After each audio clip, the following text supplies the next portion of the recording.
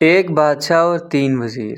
ایک دن بادشاہ نے اپنے 3 وزراء کو دربار میں بلایا اور تینوں کو حکم دیا کہ تینوں ایک ایک تھیلا لے کر باغ میں داخل ہوں اور وہاں سے بادشاہ کے لیے مختلف اچھے اچھے پھل جمع کریں۔ وزراء بادشاہ کے اس عجیب حکم پر حیران رہ گئے اور تینوں ایک ایک تھیلا پکڑ کر الگ الگ باغ میں داخل ہو گئے۔ پہلے وزیر نے کوشش کی کہ بادشاہ کے لیے اس کی پسند کے مزیدار اور تازہ پھل جمع کرے، اور اس نے کافی محنت کے بعد بہترین اور تازہ پھلوں سے تھیلا بھر لیا۔ دوسرے وزیر نے خیال کیا کہ بادشاہ ایک ایک پھل کا خود تو جائزہ نہیں لے گا کہ کیسا ہے، اور نہ ہی پھلوں میں فرق دیکھے گا، اس لیے اس نے بغیر فرق دیکھے جلدی جلدی ہر قسم کے تازہ اور کچے اور گلے سڑے پھلوں سے اپنا تھیلا بھر لیا۔ تیسرے وزیر نے سوچا کہ بادشاہ کی توجہ صرف تھیلے کے بھرنے پر ہوگی، اس کے اندر کیا ہے اسے بادشاہ نہیں دیکھے گا۔ یہی سوچ کر وزیر تھیلے میں گھاس پھوس اور پتے بھر لیے اور محنت سے بچ گیا اور وقت بچایا۔ دوسرے دن بادشاہ تینوں وزراء کو اپنے تھیلوں سمیت دربار میں حاضر ہونے کا حکم دیا۔ جب تینوں دربار میں حاضر ہوئے تو بادشاہ نے تھیلے کھول کر بھی نہ دیکھے اور حکم دیا کہ تینوں کو ان کے تھیلوں سمیت 1 ماہ کے لیے دور دراز جیل میں قید کر دو۔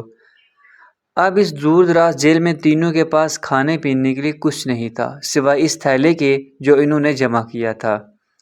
اب پہلا وزیر جس نے اچھے اچھے پھل چن کر جمع کیے تھے وہ مزے سے اپنا انہیں پھلوں پر گزارا کرتا رہا، یہاں تک کہ 1 ماہ بآسانی گزر گیا۔ دوسرا وزیر جس نے بغیر دیکھے تازہ خراب تمام پھل جمع کیے تھے، اس کے لیے بڑی مشکل پیش آئی۔ کچھ دن تو تازہ پھل کھا لیے، لیکن پھر کچے اور گلے سڑے پھل کھانے پڑے، جس سے وہ بہت زیادہ بیمار ہو گیا اور اسے بہت تکلیف اٹھانی پڑی۔ تیسرا وزیر جس نے اپنے تھیلے میں صرف گھاس پھوس ہی جمع کیا تھا، وہ کچھ دن بعد ہی بھوک سے مر گیا، کیونکہ اس کے پاس کھانے کو کچھ نہ تھا۔ اب آپ اپنے آپ سے پوچھئے، آپ کیا جمع کر رہے ہیں؟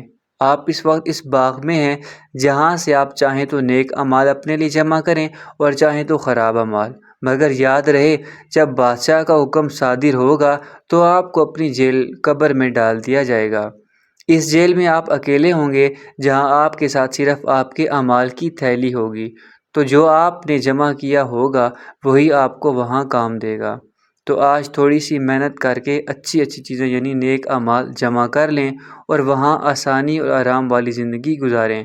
ابھی ہمارے پاس وقت بھی ہے اور اللہ پاک نے سب معذوریوں سے بھی دور رکھا ہے۔ اسے دن میں 5 بار تو یاد کر لیا کرو، بڑے بڑے اعمال کرنے وہ خود ہی توفیق عطا کر دے گا۔ اللہ پاک ہمیں سمجھنے کی توفیق عطا فرمائے، آمین یا رب العالمین۔